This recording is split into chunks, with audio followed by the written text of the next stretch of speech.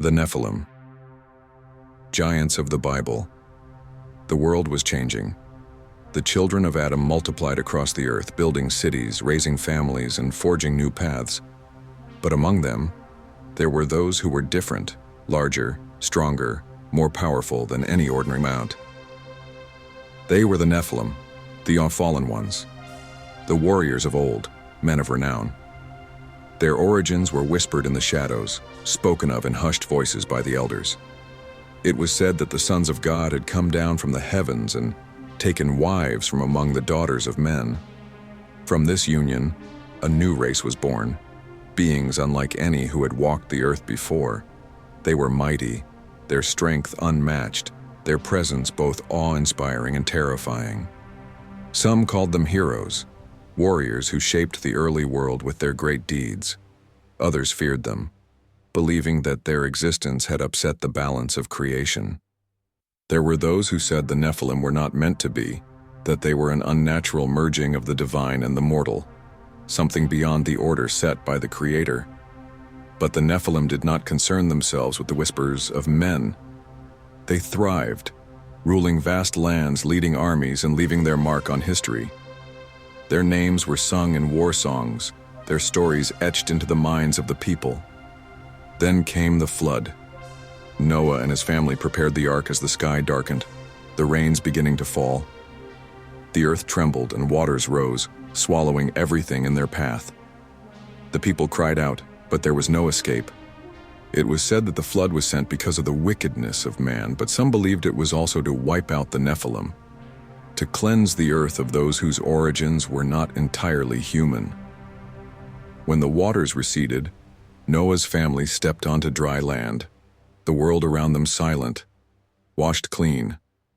Yet somehow the Nephilim were not entirely gone.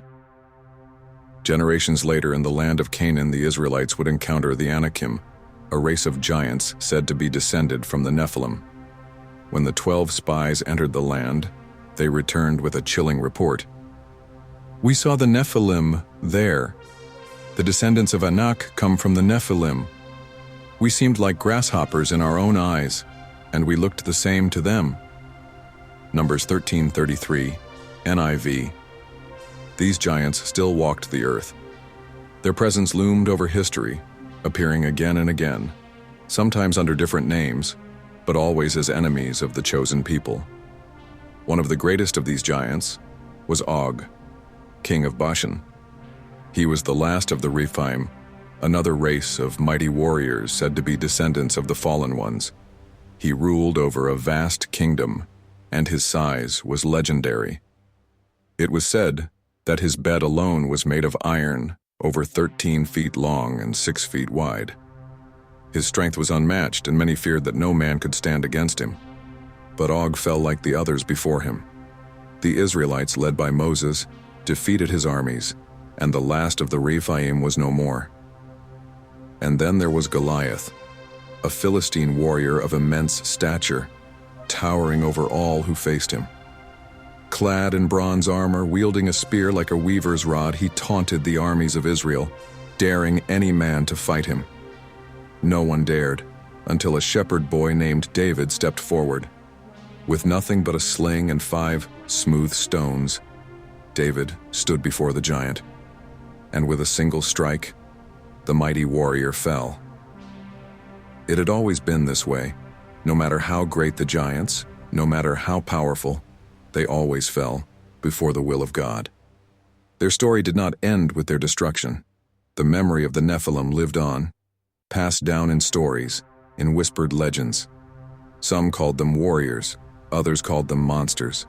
Some believed they were divine, others thought they were cursed.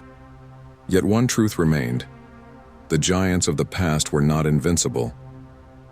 No matter how strong they were, no matter how high they stood, they could not stand against the hand of the Almighty. And so, the question remains: were the Nephilim real, or are they just legends? The answer may be lost to time, but their story of power, of war, of fallen greatness will never be forgotten.